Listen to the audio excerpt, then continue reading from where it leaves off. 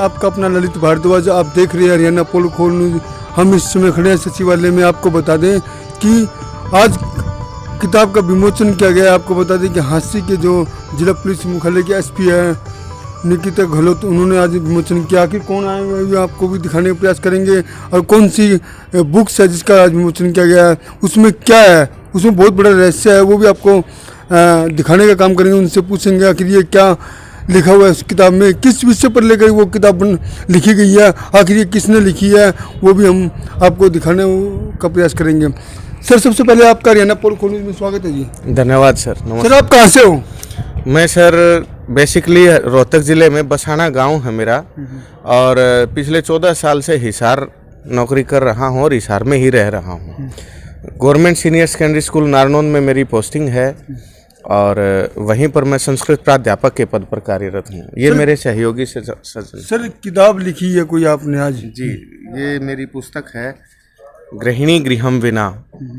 वास्तव में ये एक देखा जाए तो समाज जो नारियों के साथ व्यवहार करता है उसके बारे में लिखा है कि जन्म से लेकर के और बुढ़ापे तक स्त्री, नारी, बालिका, क्या बोध बालिका हो या वृद्धावस्था हो, सबका वर्णन मैंने इसमें, उसकी दशा का वर्णन किया है। एक किस्म से ये कहूँ कि नारी की दशा और उसकी व्यथा, ये सब मैंने इसमें लिखा है। तो इसमें मेन चीज़ क्या लिखा है इसके अंदर? मेन चीज़ ये लिखा है कि इसका टाइटल ही है जो आपको बता देगा, गृहिणी गृहम विना। घर की मालकिन ही बेघर है। एक घर को, चार दीवारी को घर नहीं कहा गया। हमारे शास्त्र कहते हैं गृहम न गृहम गृहम इत्याहु गृहिणी गृहम उच्यते। उस चार दीवारी को घर नहीं कहा गया है, उस गृहिणी को घर कहा गया है। वो जो घर को संवारती है, बनाती है, उस चार दीवारी को जो घर बनाती है वो नारी, उसको घर कहा गया है। सर, और एक मिनट, आपने आज एसपी मैडम को ही क्यों चुना इस पुस्तक के लिए? अब महिला सशक्तिकरण कहो या जागरूकता कहो, हर जगह अभियान चल रहा है और इनसे सशक्त नारी और इस अपने इलाके में कौन मिलेगा जो इस पद पर बैठी हैं और अपने आप को मजबूती से के सामने, मजबूती के साथ समाज में पेश कर रही हैं। इसकी पुस्तक के नाम के अनुसार ही आप देखेंगे कि भाई लड़की की शादी हो जाती है, वो कहते हैं कि ससुराल ही तेरा घर है। ससुराल वाले कहते हैं कि अपने मायके से तू क्या लाई, या मायका ही तेरा घर है। बेचारी की हालत ये होती है समाज में, जो हम हरियाणवी में कहावत भी कहते हैं, धोबी का कुत्ता घर का न घाट का। एक दशा ऐसी हो जाती है उसकी कि न इधर की होती है और न उधर की होती है। तो उसके लिए समाज में हमें क्या करना चाहिए और क्या उसके लिए हमारे द्वारा कदम उठाने चाहिए, ये सब इस बारे में लिखा है। तो कितने की बुक से इसका प्रकाशन किया गया है? ये मैंने 100 पुस्तकें बनवाई हैं अभी जी। तो आप कहाँ दे चुके हो इसको जी? मैंने अभी तो शुरुआत ही यहाँ से की है, एक डीसी ऑफिस में भी पहुंचाई थी, और बाकी मैं अपने सहयोगी स्टाफ सदस्यों को दूंगा जो मेरे साथ हैं। और इसमें जिन्होंने भी मेरा सहयोग किया था उनके पिक्चर भी मैंने इसके पीछे लगाई। ये पुस्तक मैं आपको दूंगा। तो मैडम, आपका क्या नाम है जी? मेरा नाम मोनिका ठाकुर है और मैं गवर्नमेंट गर्ल्स स्कूल नारनौंद में वोकेशनल टीचर के पद पर कार्यरत हूँ। तो किताब लिखने में किस प्रकार रुचि दिखाई आपने जी, सहयोग करने में? ये अब एक लेडीज़ के बारे में तो आई थिंक लेडीज़ से बेहतर कोई नहीं बता सकता, तो इसलिए बहुत सारे ऐसे पॉइंट्स होते हैं जो सिर्फ शायद एक लेडीज़ ही समझ सकती है, तो उन्हें क्लियर करने के लिए उन्हें बहुत ज़्यादा ज़रूरत पड़ी। तो हम बहुत सारे लोगों ने उनकी हेल्प की इस मामले में। कोई चुटकुले और शेरी की किताब लिखता है, कोई गज़ल की किताब लिखता है, लेकिन आपने तो एक महिलाओं को लेकर महिलाओं की किताब लिख डाली।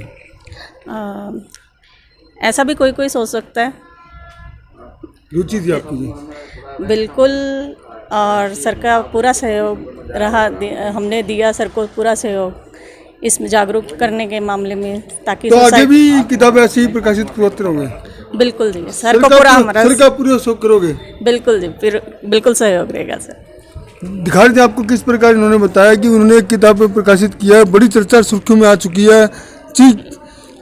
आज उसमें एक बात ये देखेंगे, महिलाओं की जो भी वर्णन था बिल्कुल उसमें दिया हुआ है। और आपको बता देते कि हांसी किया है, जिला पुलिस मुख्यालय के एसपी है, उन्होंने इसका विमोचन किया है। और आपको यही बता दें कि इसमें स्टार्टिंग से जब बच्ची जन्म लेती है और महिला बनती है और बुढ़ापे में क्या होता है, सब उसमें वर्णन किया गया है। लगातार ये उसमें देखने को मिल रहा है। बाकी हम भी आपको बता दें कि जो भी पुस्तक में लिखा गया है वो एक देखने वाली बात है, और लगातार हम भी इस पुस्तक का पूरा देखेंगे, इसमें आखिर क्या लिखा हुआ है और क्या है इसके अंदर, वो भी आप तक हम पहुँचाने का काम करेंगे। लेकिन एक और बात करते हैं सर, इसमें और मेन पॉइंट बता दो जरा। मेन पॉइंट सर, बचपन में जब बच्ची छोटी होती है, अबोध बालिका होती है, उसे लिंग का पता नहीं है कि ये पुल्लिंग है, ये स्त्रीलिंग है, ये लड़का है, ये लड़की है, बस वो उनके साथ खेलती है। वहाँ तक ठीक है, लेकिन थोड़ी सी वयस्क उम्र के आने तक उसके साथ भेदभाव शुरू हो जाता है। घर में क्या कहते हैं, माँ बेटी तो अंदर आ जा, तो इतनी देर तक तुझे नहीं खेलना है, उनके साथ नहीं खेलना है, वो लड़के हैं। उसके अब खेलने के ऊपर पाबंदी है।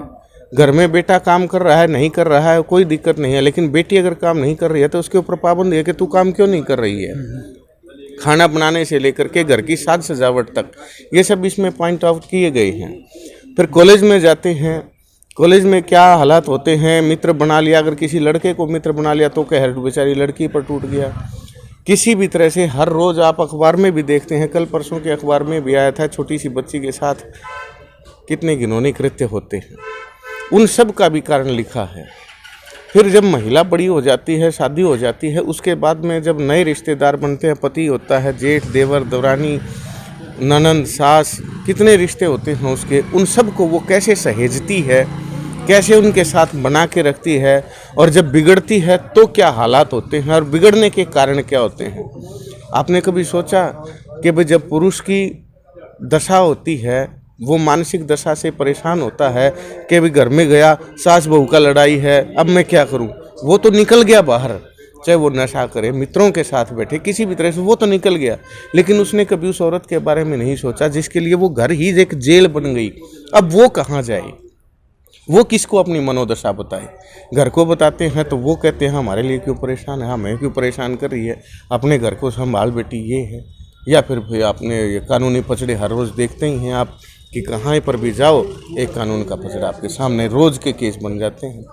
कितनी ही ऐसी समस्याएं हैं जो महिलाओं के साथ। पुस्तक के माध्यम से कुछ न कुछ लोगों को सिखाने का काम करोगे? देखिए, मेरा उद्देश्य केवल ये है कि ये समाज जो है ना, ये पुरुष प्रधान समाज है। आप कहीं पर भी देख लीजिए, चाहे घर में महिला कितनी ही अच्छी, सुशिक्षित, सुगुणी क्यों न हो, लेकिन ये जो पुरुष प्रधान समाज है, ये हो सकता है मेरी बात से कुछ लोग सहमत ना हों, वो नारी की प्रधानता को ज़्यादा स्वीकार नहीं करना चाहता, और जब नारी की प्रधानता को या नारी को बराबर का भी दर्जा नहीं देना चाहता, वो कहता है कि मैंने अगर तुझसे शादी कर लिया तो तू मेरी कृत दासी की तरह से है, मैं जो चाहूँगा वो करूँगी, मेरे से ऊपर होकर के तुम कोई निर्णय नहीं लोगी।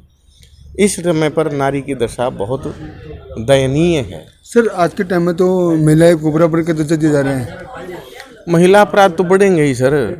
आप ये देखिए ना, समाज की दशा किस तरफ जा रही है। नहीं, महिलाओं को बराबर का दर्जा दिया जा रहा है। अब कहने को दिया जा रहा है, किताब में तो मैंने भी लिखा है कि महिलाओं का दर्जा जो है आरक्षण के माध्यम से 33% नौकरियों में भी सरकार ने बहुत महत्व दी है। ठीक है, दी है, लेकिन समाज कितना एक्सेप्ट करता है उसको, समाज कितना स्वीकार करता है, आप उस बात को देखिए ना। अगर मैं आपसे एक बात, छोटी सी बात पूछा हूँ, हम दो भाई हैं, एक बहन है, तीसरा हिस्सा तो उसका भी बनता है जायदाद में, कितना मिलता है उसको? क्या वो मांगती है? अगर मांगती है तो फिर अगले दिन ये कह देते हैं कि तुम्हारा हमारा कोई रिश्ता नहीं है, बात न भरेंगे, ये तो जो कुछ भी रीतियाँ हैं, हम तुम्हारे लिए कोई कुछ नहीं करेंगे, क्योंकि तुमने अपनी ज़मीन का हिस्सा जो बाप के हिस्सा में था, दादा हिस्से में था, वो सारा तूने ले लिया। अब क्या लेने आई है? हिस्सा बराबर का मिल गया है, लेकिन वो फिर बहन उस हिस्से को छोड़ देती है, कहती है कि नहीं भाई, ज़मीन तुम रखो, जायदाद तुम रखो, मुझे केवल अपने भाई चाहिए, मुझे परिवार चाहिए। कितना त्याग करती है महिला। समर्पण का नाम है जी, समर्पण का दूसरा नाम को या पर्यायवाची शब्द को महिला ही है।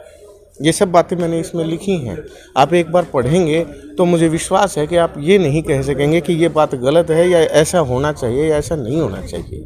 बहुत बहुत धन्यवाद। हम भी इस पुस्तक को पढ़ेंगे, इसमें देखेंगे कि इसमें क्या लिखा गया और क्या वर्णन किया गया। उसके बाद अगली जो पुस्तक इनकी आएगी, प्रकाशित होगी, वो अभी आप तक हम दिखाने का काम करेंगे। हरियाणा पोल खोल न्यूज़ के लिए ललित भारद्वाज जी, खास रिपोर्ट।